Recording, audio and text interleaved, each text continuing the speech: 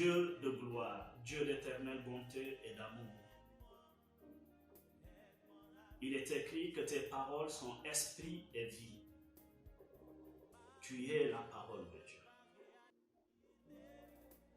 Nous te rendons grâce pour ce temps de communion, ces moments où tu nous accordes la grâce de pouvoir être dans ta présence et de communier avec toi au travers des réseaux sociaux dont nous te consacrons, ainsi que tous les appareils, pour qu'ils soient plongés dans ton précieux sang et sécurisés, afin que cette œuvre puisse honorer ton nom. Que ceux qui écouteront ce message en direct ou bien en différé puissent être touchés de la même onction qui vient de toi et qui transforme les vies. Nous te rendons toute la gloire et nous te bénissons. Dans le précieux nom de ton Fils Jésus, tu es notre appui, notre force. Et par ton esprit, tu nous enseignes toutes choses. Tu nous conduis vers la vérité tout entière. Merci de ce que tu nous révèles. Des choses mystérieuses par rapport aux choses, aux réalités à venir. Merci de ce que tu nous ouvres. Tu touches nos cœurs pour que nous soyons attachés à toi. Que nous puissions te servir avec amour et dans la vérité. Au nom de Jésus-Christ, nous avons prié. Amen. Maximum de partage. Maximum de partage. Nous sommes sous la conduite déjà du Saint-Esprit. Alléluia. Le Seigneur prend le contrôle de tout et il nous oriente. Alors aujourd'hui, nous allons parler de l'enlèvement. L'enlèvement. On avait parlé de qui sera enlevé, parce qu'avant de parler d'enlèvement, il faut savoir d'abord qui sera enlevé. N'est-ce pas? Ensuite, nous avions parlé des 4 premiers sceaux qui correspondent aux 4 cavaliers de l'Apocalypse. Et aujourd'hui, on va parler de l'enlèvement. Alors, le texte de base, c'est Matthieu, le chapitre 24, verset 45 au verset 51. Nous sommes Matthieu, le chapitre 24, 45, 51. Alléluia. Je vais proclamer la parole. La Bible dit: quel est le serviteur fidèle et sensé à qui le maître a confié le soin de veiller sur l'ensemble de son personnel pour qu'il distribue à chacun sa nourriture au moment voulu. Heureux ce serviteur que le maître, à son retour, trouvera en train d'agir comme il le lui a demandé. Vraiment, je vous l'assure, son maître lui confiera l'administration de tout ce qu'il possède. Mais si c'est un mauvais serviteur qui se dit: mon maître n'est pas prêt de rentrer, et se met à maltraiter ses compagnons de service, à manger et à boire avec les ivrognes, son maître arrivera un jour où il ne s'y attendra pas. Retenons ça, un jour où il ne s'y attendra pas.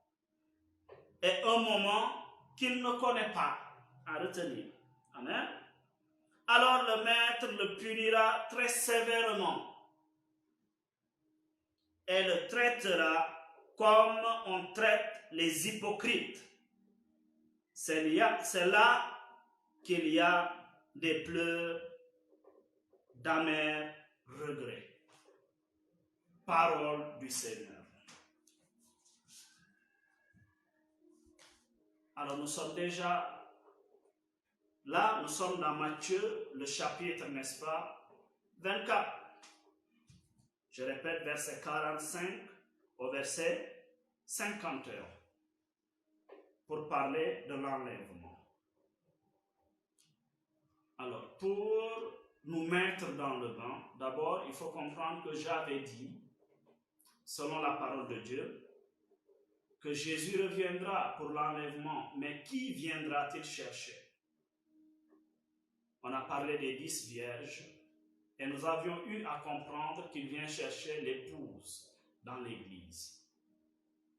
Celui-là qui a su prendre soin de ce que le maître lui avait confié pendant qu'il était en voyage. Et malgré le retour brusque du maître, il trouve ce serviteur éveillé. C'est celui-là qui sera enlevé. Alors là, c'est là que nous allons persévérer davantage, nous allons entrer en profondeur pour expliquer certains mystères dont nous avons besoin de comprendre pour avancer dans notre spiritualité. Ensuite, nous avions parlé des 4 sceaux qui correspondent aux 4 cavaliers de l'Apocalypse. Et nous avions dit que le 4e cavalier était celui qui venait juste avant l'enlèvement. Alors, puisque le 4e cavalier est à l'œuvre, ça veut dire que d'une seconde à l'autre, Jésus peut revenir et enlever, n'est-ce pas, l'épouse, qui se trouve être le bon chrétien. Alors là, il y a un 5e sceau que nous allons voir après, et d'autres sceaux, parce qu'il s'agit de 7 sceaux. Alors pour ce, il faudra que nous comprenions que le 5e sceau sera brisé pendant une période sur laquelle nous reviendrons dans un autre enseignement qu'on appelle la grande tribulation. Alléluia. Alors c'est pourquoi nous avons besoin de faire passer ce message. Nous avons besoin de comprendre ce qui nous attend. Alors, avant tout, il faut comprendre que l'enlèvement, c'est la deuxième venue de Jésus-Christ. Et nous allons décortiquer cette venue de Jésus-Christ. Mais retenir que c'est une réalité. Ce n'est pas un mythe. Ce n'est pas une histoire qu'on raconte pour le simple fait, n'est-ce pas, de la raconter. C'est la parole de Dieu qui le dit, et ce que la parole dit est la vérité. L'enlèvement est la deuxième venue de Jésus, pendant laquelle il ne touchera pas la terre. Il sera entre ciel et terre, n'est-ce pas? Et il va enlever l'épouse, j'ai parlé de l'épouse, celui-là qui a une communion véritable, qui refuse le péché dans toutes ses formes, qui a consacré toute sa vie au service du Maître. Et voici le serviteur dont nous parle Matthieu, le chapitre 24, 45, 51, tel que la parole que je viens de lire. Alléluia. Il y a eu dans la Bible des signes de cette venue de Jésus-Christ, qui se trouve être la deuxième des actes prophétiques. Parce que dans l'Ancienne Alliance, nous allons comprendre en lisant la Bible que c'est une annonciation. C'est Dieu nous mettait la puce à l'oreille dans l'Ancienne Alliance pour nous préparer à entrer dans la Nouvelle Alliance et à comprendre les mystères du temps à venir. Alléluia. Dans Genèse, le chapitre 5, Genèse 5, 21 à, n'est-ce pas, 24. Je vais lire. Il est dit, quand Enoch fut âgé de 65 ans, il eut pour fils Mathusalem. Après cela, Enoch mourut. Après cela, Enoch conduisit sa vie sous le regard de Dieu durant 300 ans. Et il eut d'autres enfants. La durée totale de sa vie fut de 365 ans. La Bible dit Enoch vécut en communion avec Dieu, à retenir. Écoutez très bien ça. Enoch vécut en communion avec Dieu. Puis, il disparut, car Dieu le prit auprès de lui. Alléluia. Enoch vécut en communion avec Dieu et il disparut. De manière improvisée, de manière brusque et soudaine. La Bible dit que Enoch disparut, car Dieu le prit auprès de lui. Pourquoi? Parce que Enoch était en communion avec Dieu. Enoch avait refusé tout ce que le monde, quand je dis le monde, c'est un système, n'est-ce pas, lui proposait. Et il a décidé de se replier pour être avec son Seigneur et le servir dans la vérité et la persévérance. Alléluia. Alors, déjà dans Genèse, le chapitre 5, nous voyons des signes de ce qu'on appelle l'enlèvement. Alors, quand on va expliquer, nous allons bien comprendre de quoi il s'agit. La particularité de Enoch, ici, est qu'il était un serviteur de Dieu. Alléluia. C'est ce serviteur-là que nous allons retrouver. La Bible dit qu'il était en communion avec Dieu et il vivait selon ce qui plaisait à Dieu. Matthieu 24, le verset 46 nous parle de ce serviteur. C'est de lui que la Bible dit dans Matthieu 24, 46, le texte de base, « Heureux ce serviteur que le maître, à son retour, trouvera en train d'agir comme il le lui demandait. » Paix et joie. La Bible nous a dit, quand le Fils de Dieu viendra, quand il reviendra, trouvera-t-il la foi sur la terre?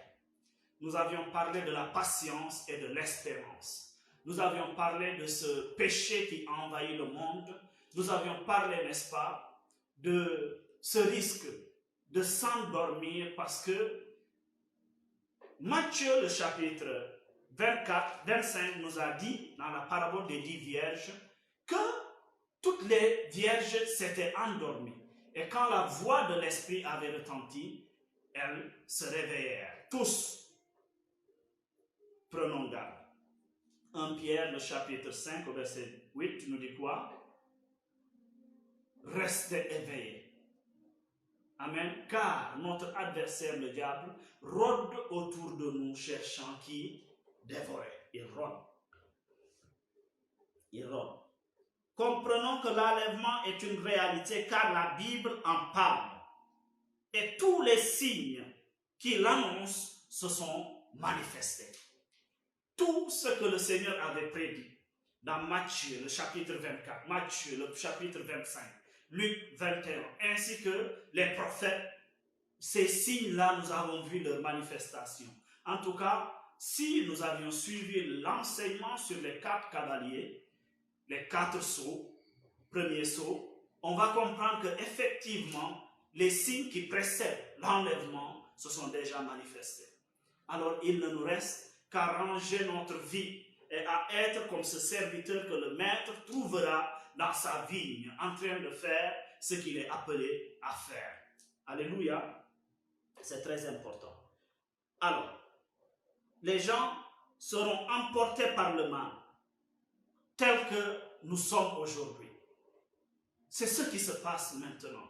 Matthieu, le chapitre 24, du verset 4 au verset 14 par exemple, que je vais lire.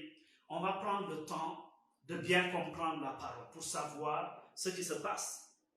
Il est dit, Jésus leur répondit, « Faites bien attention que personne ne vous induise en erreur, car plusieurs viendront sous mon nom en disant, je suis le Messie. » Il y a beaucoup qui viennent au nom du Messie. Alléluia. Il y a beaucoup de faux prophètes qui sont là. Et il dit quoi? Et ils tromperont beaucoup de gens. Vous entendrez parler de guerre. Nous avons vu les cavaliers, écoutez très bien, et de menaces de guerre. Attention, ne vous laissez pas troubler par ces nouvelles, car cela doit arriver. mais ce ne sera pas encore la fin. Il dit quoi? En effet, on verra se dresser une nation contre une nation, un royaume contre un autre. Il y aura des famines et des tremblements de terre en divers lieux de la terre. Écoutez bien, c'est pourquoi il faut lire la Bible avec beaucoup d'attention. La Bible n'a pas dit dans toute la terre, en divers lieux de la terre. Et nous entendons, nous voyons les catastrophes naturelles, nous voyons la famine dans divers lieux de la terre. C'est très important. Mais ce ne seront que les premières douleurs de l'enfantement. Alors, on vous persécutera. Cela se passe actuellement. Et l'on vous mettra à mort. Toute la nation vous haïront. Toutes les nations vous haïront à cause de moi. À cause de cela, beaucoup abandonneront la foi. Les gens s'apostasieront et ils renieront la foi. Ils renieront Jésus-Christ. Regardez bien ceci. On va avancer. Ils se trahiront et se haïront les uns les autres. La haine, la colère, les barrières entre les hommes, les obstacles, des choses qui nous séparent. Parce que Satan, le diable, du grec diabolos, c'est-à-dire le diviseur. Il est très important que nous comprenions ça. Alléluia. Alors, de nombreux faux prophètes surgiront et ils tromperont beaucoup de gens. C'est-à-dire, dans d'autres versions, il est dit, de nombreux faux prophètes s'élèveront. C'est-à-dire, Dieu, c'est lui qui élève un prophète. Mais vous verrez, nous verrons ensemble des prophètes qui vont s'élever eux-mêmes. Alors, quand la personne s'élève au rang de prophète, là, un père avait prêché ces derniers temps-ci, il a parlé de ça. Ce n'est pas un prophète authentique.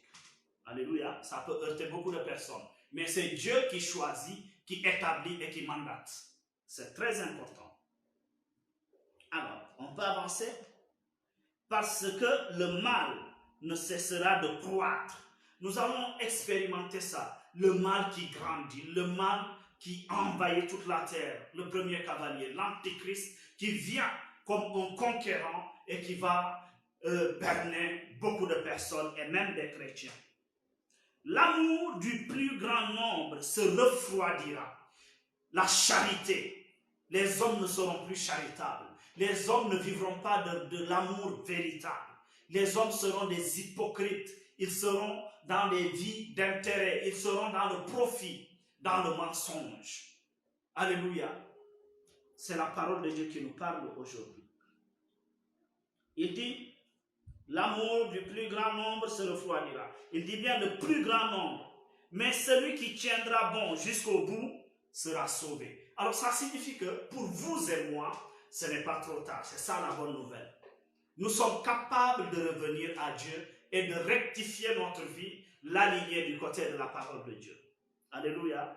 Cette bonne nouvelle du règne de Dieu sera proclamée dans le monde entier pour que tous les peuples en entendent le témoignage. Alors seulement viendra la fin. Alléluia. C'est un texte que je voulais dire pour nous orienter un peu et que nous comprenions que l'heure est grave. Cette bonne nouvelle sera proclamée dans toute la terre. Aujourd'hui, par exemple, dans des lieux où il n'y a pas accès à l'évangile, un chrétien qui s'y trouve et qui a sa connexion, en vérité c'est ça, va recevoir la parole où qu'il soit. Les réseaux sociaux nous proposent beaucoup de choses que nous pouvons utiliser pour transmettre la parole de Dieu. Alléluia. C'est là que Jésus dit, prêchez, proclamez la parole de Dieu, proclamez la bonne nouvelle dans toutes les nations, jusqu'aux extrémités de la terre. Nous ne pouvons pas y aller. Certes, certains, par faute de moyens, certains n'auront pas accès en ces lieux, mais au travers des réseaux sociaux et tout ce qui est, n'est-ce pas, la science nous propose que l'Église soit éveillée et utilise cela, n'est-ce pas, pour communiquer le message de l'Évangile. Alléluia. Nous allons avancer. Les gens seront emportés par le mal. Nous voyons ici la manifestation des 4 cavaliers ou bien des 4 sceaux de l'Apocalypse. En Apocalypse, le chapitre 6, et nous avions fait un enseignement sur ça, que nous pourrons réécouter pour mieux comprendre, n'est-ce pas, où nous allons. Nous allons avancer progressivement, selon, n'est-ce pas, pour ne pas mélanger les choses, mais nous voudrions que chacun puisse grandir dans la connaissance et la révélation. Ainsi, tellement certains seront aveuglés que le Seigneur nous met en garde. Il nous met en garde. Comment? Beaucoup seront aveuglés. Beaucoup croient que ce qui se passe là est normal. Beaucoup se demandent si réellement cela va arriver. Mon frère, allons-y dans Matthieu, le chapitre 7 au verset 13. Matthieu 7 au verset 13 nous dit quoi? Matthieu 7 au verset 13. Il dit, entrez par la porte étroite. En effet, large est la porte et facile la route qui mène à la perdition. Alléluia. Large, je répète bien, est la porte et facile la route qui mène à la perdition. C'est-à-dire, facilement tu peux devenir un mauvais chrétien. Facilement tu peux désobéir à Dieu. Facilement, tu peux t'aligner du côté du monde et vivre dans le mal. Frères et sœurs, mais écoutons ce que le Seigneur nous dit. Nombreux sont ceux qui s'y engagent, c'est-à-dire la porte qui mène à la perdition. La majorité des hommes, la plupart des enfants de Dieu empruntent cette porte parce que facilement je gagne l'argent, facilement je suis désagréable. Facilement, je dénigre le frère. Facilement, je détruis la vie de mon frère et ma soeur. Facilement, je laisse exprimer le moi. Il est difficile de se soumettre à la parole de Dieu de nos jours. Il est difficile d'écouter le Saint-Esprit et se laisser conduire par lui. Il y a un principe à ce niveau que je voudrais rappeler pour que nous tous, nous puissions comprendre en quoi Dieu nous appelle. Celui qui n'est pas rempli du Saint-Esprit ne saurait être conduit par le Saint-Esprit. C'est très important. Jésus a été rempli par le Saint-Esprit et il fut conduit par l'Esprit au désert. Paix et joie. Il faut être rempli. Alors, pour expliquer cela, j'ai eu à prendre l'image d'un ballon. Quand le ballon est rempli d'air, c'est là qu'il peut être ballotté par l'air. Mais si le ballon n'a pas d'air en lui, il ne peut pas être conduit. Pour mieux comprendre ce principe. Et pour ce, il faudrait que les enfants de Dieu arrivent à une dimension où ils vont comprendre qu'on ne se sanctifie pas par crainte d'aller en enfer, mais on se sanctifie par amour pour Jésus-Christ, par reconnaissance pour son sacrifice, parce qu'on ne peut pas trouver meilleur que lui. Celui qui se sanctifie, parce qu'il en est obligé, parce qu'il a peur d'aller en enfer, parce que n'est pas en vérité un chrétien. Un chrétien vit sa vie de chrétien parce qu'il aime le Seigneur Jésus-Christ et il le reconnaît comme seul et unique Seigneur et Sauveur. Nous servons des fois le Dieu Sauveur, mais il n'est pas Seigneur de nos vies. Parce que le Seigneur doit avoir le contrôle total de ta vie, c'est lui qui décide. Tu meurs en toi et c'est lui qui te conduit. Ainsi Paul dira, ce n'est plus moi qui vis, mais c'est le Christ qui vit en moi.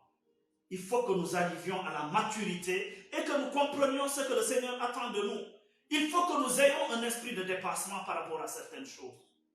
Paix et joie.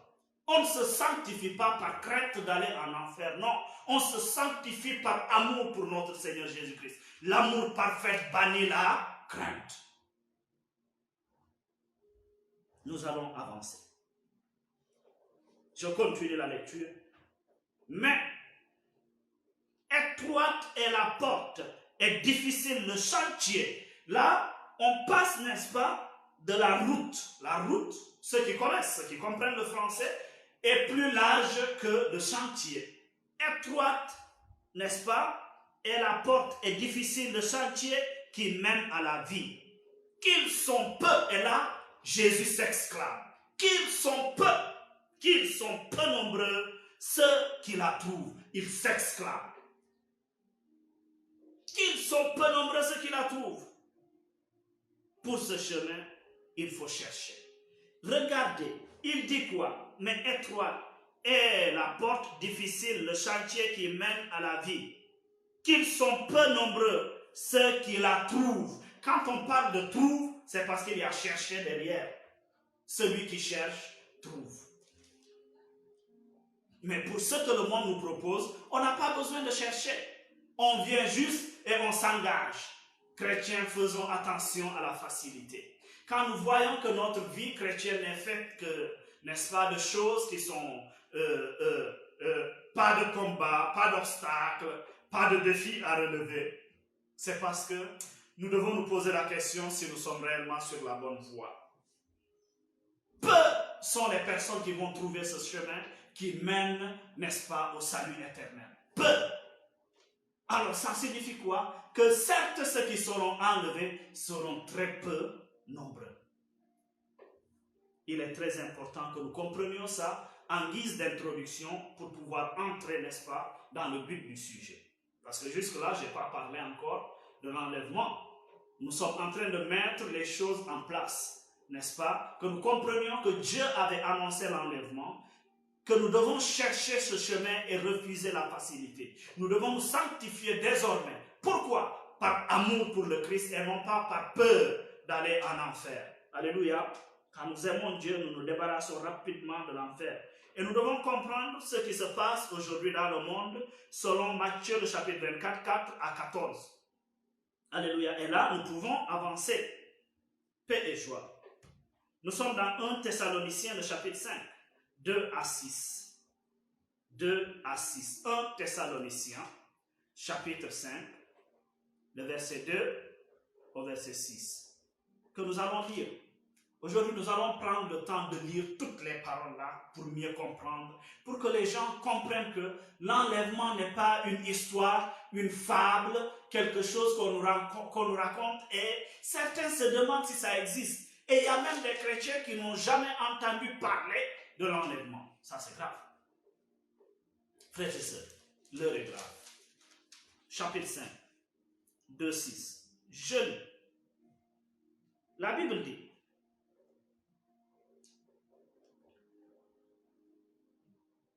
vous savez fort bien, vous-même, que le jour du Seigneur viendra de façon aussi inattendue qu'un voleur en pleine nuit. C'est la Bible qui le dit. Je continue la lecture. Lorsque les gens diront, maintenant règne la paix, maintenant nous sommes en sécurité, alors précisément la ruine fondra subitement sur eux, comme les douleurs saisissent la femme enceinte, et aucun n'échappera. Verset 4. Mais vous, mes frères, vous n'êtes pas dans les ténèbres, pour que le jour du Seigneur vous surprenne comme un voleur. Verset 5. Car vous êtes tous enfants de la lumière, enfants du jour. Nous n'appartenons ni à la nuit, ni aux ténèbres. Verset 6. Ne dormons donc pas comme le reste des hommes, mais restons vigilants et sobres. Paix et joie. Alors, le jour du Seigneur, la Bible le dit, viendra. Donc, c'est une réalité. Comment? De manière imprévisible, comme un voleur au milieu de la nuit. C'est pendant qu'on se dira tout va bien. Comment? Pendant cette période de pandémie, quand la maladie va commencer à se calmer et qu'on se dise que maintenant on peut circuler, maintenant on n'a plus de risque à courir, maintenant je peux vivre ma vie. Voilà, Dieu nous a éduqués pendant ce temps de confinement. Les boîtes de nuit sont fermées. Alléluia. Tous les lieux, n'est-ce pas, où se passait la débauche, le péché en abondance, sont fermés. Le peuple de Dieu est confiné et chacun a pour lui l'occasion de tisser une communion avec Dieu et de revenir à lui. Dieu nous a introduits dans une thérapie pour nous aider, n'est-ce pas, à pouvoir tisser cette communion avec lui, à pouvoir adopter comme une certaine attitude qui soit ancrée en nous et qui devient une nature. Est-ce que nous comprenons ça? Alors que cette chance ne nous échappe pas. Saisissons cette chance, cette opportunité que le Seigneur nous donne et essayons de vivre avec. Alléluia. Je vais avancer. Ce sera de manière brusque, imprévisible, comme une éclair. Je parle de l'enlèvement, la deuxième venue de Jésus-Christ. Je parle de l'enlèvement. Nous sommes des enfants de ténèbres. Alors, nous devons tisser ces bonnes attitudes, ces vertus que le Saint-Esprit, en venant habiter en nous, nous a apportées. Nous devons les mettre en œuvre. Ainsi, cette communion avec Dieu, dans la pratique, la vie de l'amour, deviendra une nature pour nous. Et rien ne saurait nous surprendre parce que notre identité, ce qui nous caractérise, c'est la vie selon l'amour de Dieu. Mais un chrétien qui est comme un caméléon, tantôt noir, tantôt jaune, tantôt vert, tantôt violet. Un chrétien change couleur. Faisons attention. On ne peut pas te cerner. Même Dieu a du mal à te cerner. Tu bouges, tu jongles partout. Parce que le Saint-Esprit ne te contrôle pas. Alléluia. Un chrétien, quelles que soient les circonstances qui arrivent, ce qui doit pénétrer la pensée des hommes, c'est quoi? Ils savent qu'il va réagir par amour. Ils savent qu'il va libérer une parole de sagesse. Ils savent qu'il va manifester l'amour de Dieu. Mais ils savent qu'il va péter les plombs. Excusez-moi des termes. Ils savent qu'il va insulter, qu'il va riposter. Ce n'est pas ça la vie de l'esprit. Nous pouvons avancer. Voilà pourquoi nous devons demeurer éveillés et très vigilants devant les manipulations du malin. Il ne faut pas qu'on se laisse manipuler par le malin. Il faudra qu'on sache s'arrêter, regretter le mal que nous vivons, avoir le désir de quitter, nous donner, nous abandonner au Christ, afin que sa grâce puisse nous transformer. Il ne faut pas qu'on soit manipulé par le malin. Temple de Dieu. Ne savez-vous pas que vous êtes le temple de Dieu? Le temple de Dieu. Et l'ennemi te manipule. L'ennemi te ballotte. C'est vrai, nous avons des imperfections en nous. Nous manifestons des fois, autant pour moi, des signes d'imperfection.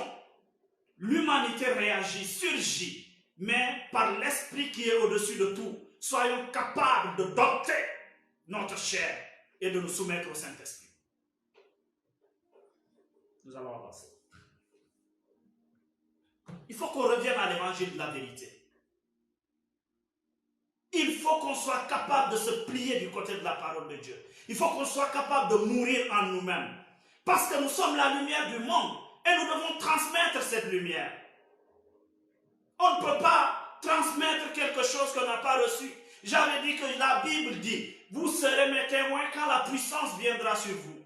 Et témoins quand on remonte sur le sens grec, c'est mes martyrs. Vous mourrez pour moi pour communiquer ma parole.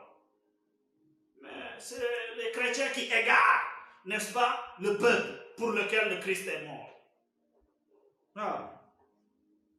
Le Seigneur nous confirme dans sa parole qu'il va nous surprendre.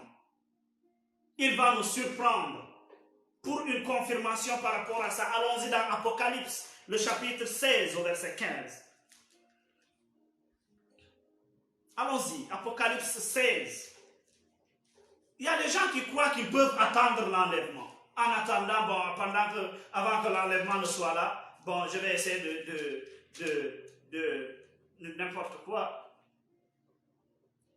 Alléluia, il est dit, voici, c'est Jésus qui parle, je viens comme un voleur, heureux celui qui se tient éveillé et qui garde ses vêtements afin de ne pas aller nu en laissant apparaître sa honte aux yeux de tous. Je viens comme un voleur. Il ne va pas nous avertir. Il va venir de manière brusque et imprévisible. J'ai expliqué, c'est assez clair. On suit ça pas à pas. C'est-à-dire, il sera entre ciel et terre. Et là, il va enlever les chrétiens qu'on appelle l'épouse, qui se sont assez consacrés, qui sont morts en eux, qui ont cherché Dieu dans la vérité, dans les larmes, dans la souffrance, qui ont décidé de mourir pour que le Christ grandisse et qu'il se manifeste aux nations. Paix et joie. Il faut que nous atteignions la maturité. Nous sommes dans 1 Thessaloniciens, le chapitre 4. Alléluia. 15 à 18. On va lire. La Bible dit, « Car voici ce que nous déclarons d'après une parole du Seigneur. Nous qui serons restés en vie au moment où le Seigneur viendra. » Écoutez avec beaucoup d'attention. Nous qui serons restés en vie au moment où le Seigneur viendra. J'ai dit encore avec beaucoup d'attention. Il dit, nous ne précéderons pas ceux qui sont morts. Alléluia. En effet, au signal donné, sitôt que la voix de l'archange et le son de la trompette divine retentiront, le Seigneur lui-même descendra du ciel, et ceux qui sont morts unis au Christ ressusciteront les premiers. C'est-à-dire, on croit que c'est un jeu. Écoutez ce que la Bible dit, écoutons bien. Verset 17. Ensuite, nous qui serons restés en vie, à ce moment-là, nous serons enlevés ensemble avec eux dans les nuées pour rencontrer le Seigneur dans les airs. Dans les nuées pour rencontrer le Seigneur dans les airs. Il ne touchera pas la terre. Je continue. Donc, il faut qu'on ait la crainte de Dieu. Il faut qu'on sache lire la parole et nous arrêter. Comprendre que quand Dieu parle, c'est du sérieux. Allons-y. Ainsi, nous serons pour toujours avec le Seigneur. Encouragez-vous donc mutuellement par ces paroles. Frères et sœurs, est-ce que nous avons entendu ça, ce passage-là, que Paul a adressé aux chrétiens de Thessalonique? Les morts en Christ, ce sont eux qui vont ressusciter d'abord. Comment ça va se passer? Les esprits de ces chrétiens qui sont morts en Christ vont rejoindre leur corps là où ils sont morts et ils vont ressusciter. C'est ce qui va se passer. Ceux qui sont morts dans les eaux, ceux qui sont morts n'importe où, les esprits vont quitter la gloire de Dieu pour les rejoindre et ils vont ressusciter. Alors, ici, la Bible nous indique aussi que tous ne mourront pas.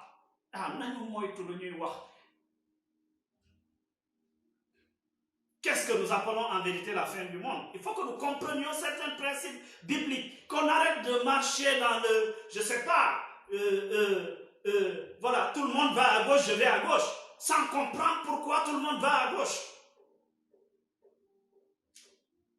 Essayons de lire la parole et comprendre ce qui a été dit. Marchons sur la base de ces principes, parce qu'elle ne peut pas nous tromper, la parole de Dieu. Son nom est fidèle et véritable. Il est le juste des justes. Alléluia.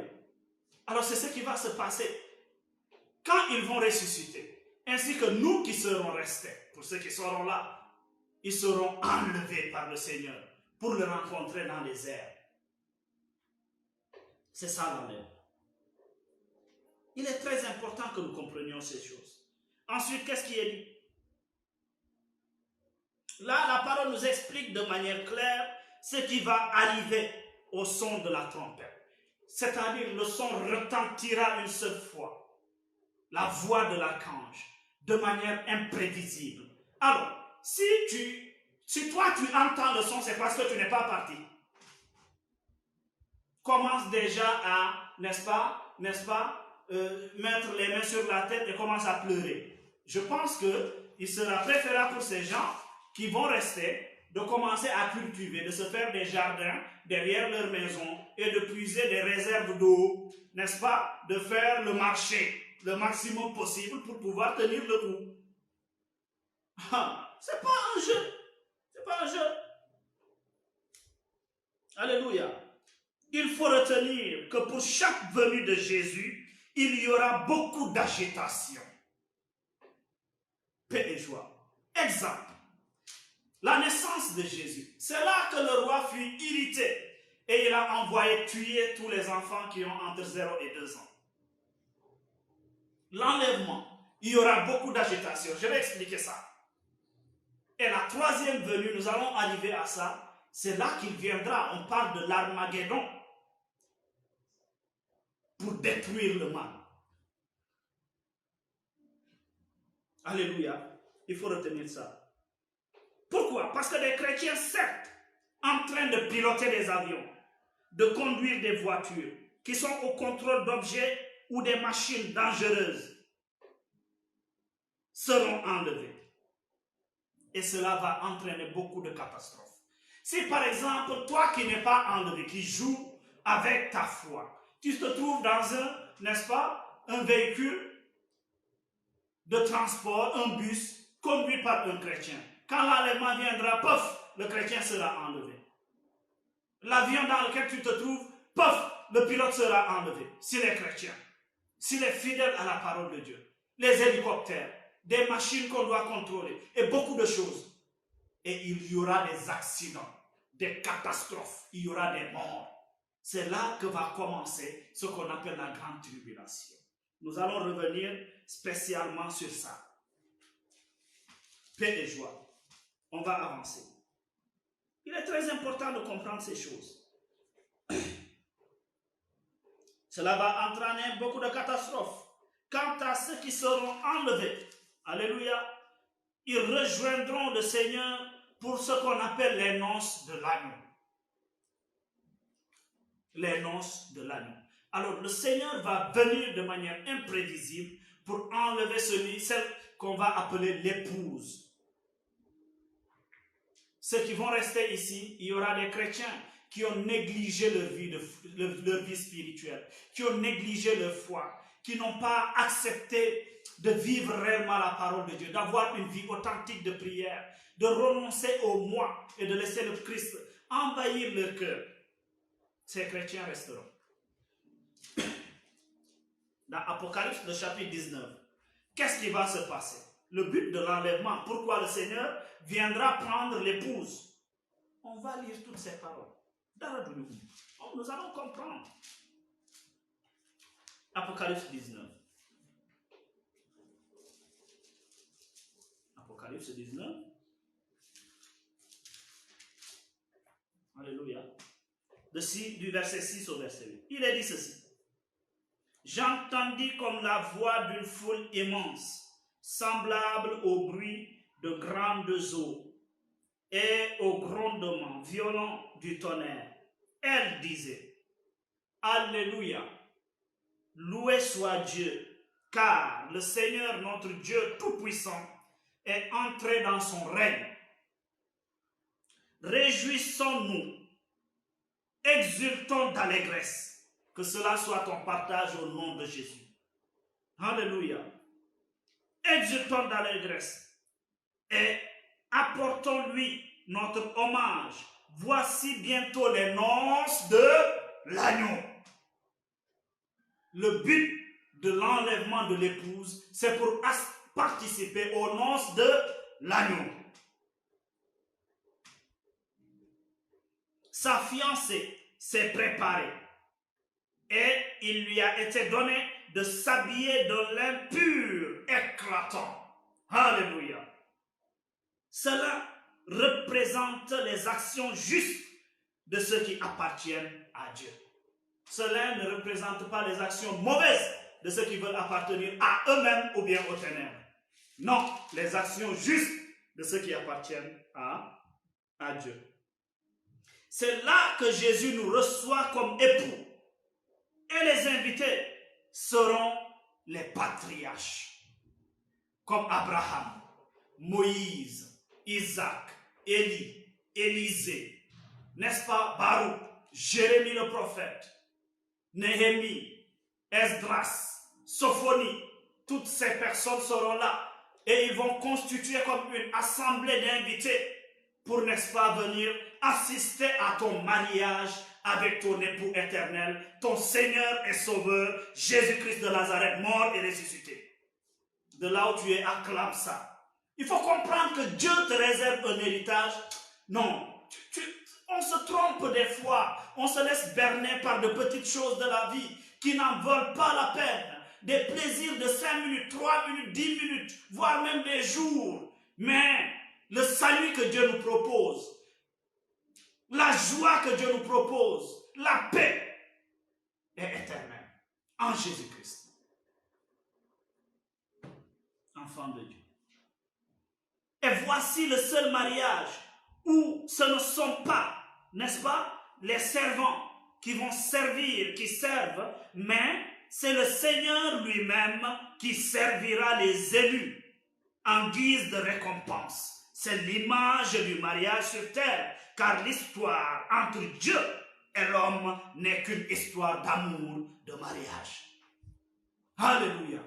Là, c'est le Seigneur qui va se ceindre les reins, qui va te servir. Il te dira, bon et fidèle serviteur, entre dans la joie de ton maître. Paix et joie.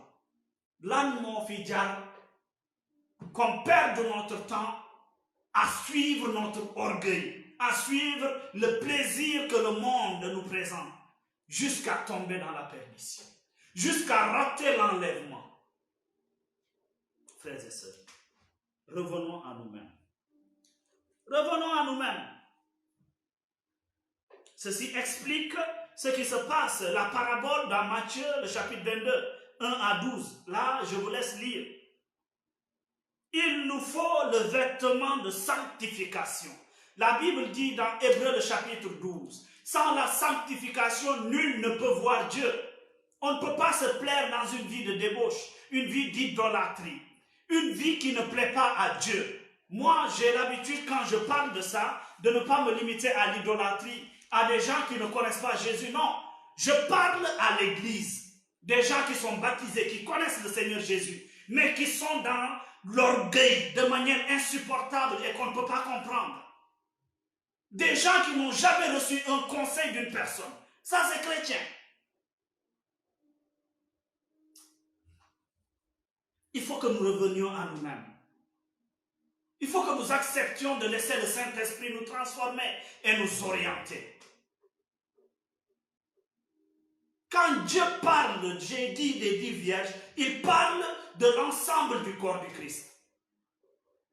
Alors, il y a des gens qui vont nous tromper. N'écoutons pas ces discours que Dieu est miséricordieux, que le chrétien est déjà scellé par le Saint-Esprit et qu'il a déjà reçu le salut. Oui, le baptême nous sauve, c'est vrai. Mais quel baptême? Le baptême dont la vie baptismale a été détruite.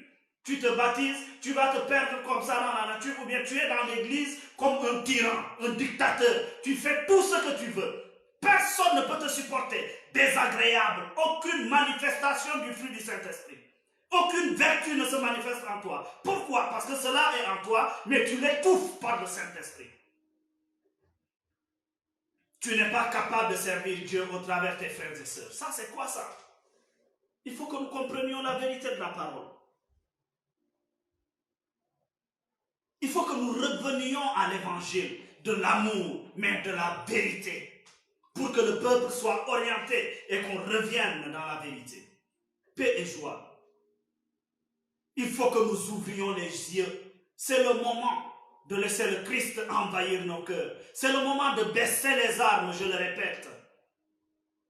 C'est le moment de baisser les armes et de nous laisser conduire par le Saint-Esprit.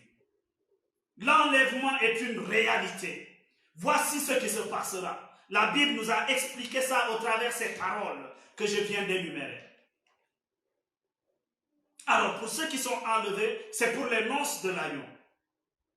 Pour ceux qui ne seront pas enlevés, c'est pour un message que nous allons livrer plus tard. Même si tous, c'est-à-dire on nous dit des fois que tous les chrétiens sont sauvés, c'est vrai. Mais il y en a qui vont bénéficier de la grâce par le Saint-Esprit qui travaille en nous et qui nous accorde de pouvoir de manière aisée vivre la parole et entrer dans le salut éternel. Mais il y en a qui, après l'enlèvement, obtiendront le salut par les œuvres. Nous reviendrons sur ça. Alors, il est temps, c'est le moment pour nous, enfants de Dieu, de nous demander s'il est vraiment nécessaire d'obtenir le salut par les œuvres et non par la grâce. Celui qui rate l'enlèvement, c'est dans ce lot qu'il va entrer. après l'enlèvement, recevoir le salut par les œuvres, à cause de nos caprices, nos mensonges, notre jalousie, la haine, la paresse, la vengeance, la tiédeur, l'orgueil et tout ce que nous pouvons citer. Ou même de passer à côté du salut malgré notre baptême. Paul dit, moi-même je traite durement mon corps afin qu'après avoir converti une si grande foule, que je ne sois pas excommunié ou bien disqualifié autant pour moi. Alors il faut que nous recevions d'abord la parole, que nous comprenions que le Seigneur arrive et qu'il est temps. Il est temps, il nous a alertés. Le 4e sceau a été brisé. Le 5e sceau sera brisé après l'enlèvement. Ça veut dire qu'entre le 4e et le 5e, le Seigneur pourra revenir à tout temps, à tout moment. Paix et joie. Alors il faut qu'on se pose ces questions, qu'on commence à méditer sur notre propre vie. Celui qui ne sera pas enlevé, qu'en sera-t-il de son sort? Alléluia. C'est la question que nous traitons. C'est sur ça que nous reviendrons. Voilà pourquoi je vais t'inviter, mon frère, ma soeur, à te disposer, à t'ouvrir. Laisse cette parole te toucher. Elle n'a pas été proclamée pour que tu tombes dans la colère, pour que tu te retiennes. Non, mais c'est pour te booster à pouvoir avoir une prise de conscience. Un nouveau départ. Et marcher avec le Seigneur. Pour ne pas rater ce privilège. Ne pas rater les noces de l'agneau qui se trouve être le but essentiel de ta venue sur la terre.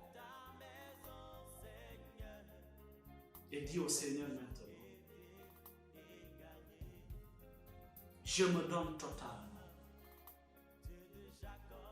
Je me livre à toi. De tout mon cœur, je te cherche. J'étais dans l'obscurité, dans les ténèbres. Mais aujourd'hui, ta lumière a illuminé mon être, mon cœur. Merci de faire tomber les chaînes de la haine, de la colère, de la jalousie. Merci d'arracher de mon cœur tout ce qui ne confesse pas ta Seigneur. Et par ton feu ardent, consume l'ivrée que l'ennemi a semé en moi. Seigneur, ne me laisse pas passer à côté de mon salut. Saisis-moi par ta main. Oriente-moi, guide mes pas. Donne-moi la force de pouvoir demeurer dans ta parole, de te servir, de t'adorer en esprit et en vérité. Tu es ma force, mon appui. Tu es ma joie. Tu es le Dieu qui me suffit. Maintenant, je suis conscient de ce qui m'attend. Et je voudrais maintenant te servir, me sanctifier par amour pour toi et non pas par crainte.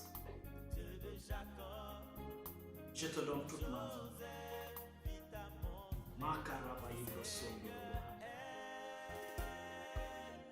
Roso toloko kaila minde kashara. Karabasina. Tu es le Dieu tout-puissant, souverain. Nul n'est comme toi. Tu es au-dessus du temps et de l'espace. Seigneur, quelle que soit la période pendant laquelle cette parole sera écoutée, elle va transformer les vies et toucher les cœurs, les ramener à l'obéissance.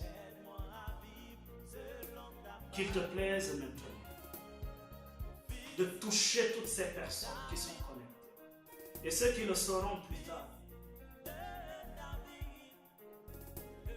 Le plus important pour nous, c'est de ne pas passer à côté du salut que tu nous proposes par ton esprit, qui est un feu dévorant. Consume les germes de la colère, consume la haine, consume les rancunes, consume consume les chaînes du mensonge, de l'orgueil. Seigneur, prends toute la place dans nos cœurs. Donne-nous de pouvoir vivre pleinement le baptême que nous avons reçu et d'être des témoins authentiques de la bonne nouvelle. À nous la grâce, à toi les actions de grâce. Seigneur, que ce temps soit sécurisé ainsi que toutes les grâces qui ont été reçues dans ton précieux sang. Parce que nous savons, dès le moment où nous descendons de la montagne, que le monde nous attend et qu'il nous propose, qu'il nous tente par des pièges. Mais toi, tu es capable et tu es au-dessus de tout ça. Voilà pourquoi tu nous demandes de ne pas nous faire de soucis, car tu as déjà vaincu le monde. Conduit par ton esprit, couvert par ton sang. Nous sommes sûrs de ce que ces grâces que nous avons reçues pendant ce temps de communion ne seront ni volées, ni falsifiées. Ils sont scellés dans ton sang jusqu'à l'accomplissement de toutes choses. Dans le nom de Jésus, nous avons prié. Amen.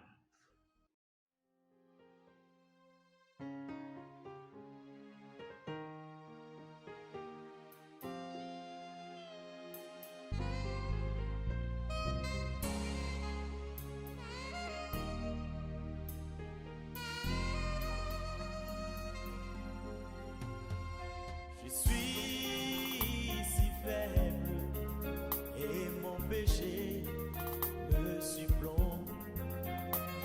Près de ta maison, Seigneur, j'ai toujours été égaré. Je suis si faible et mon péché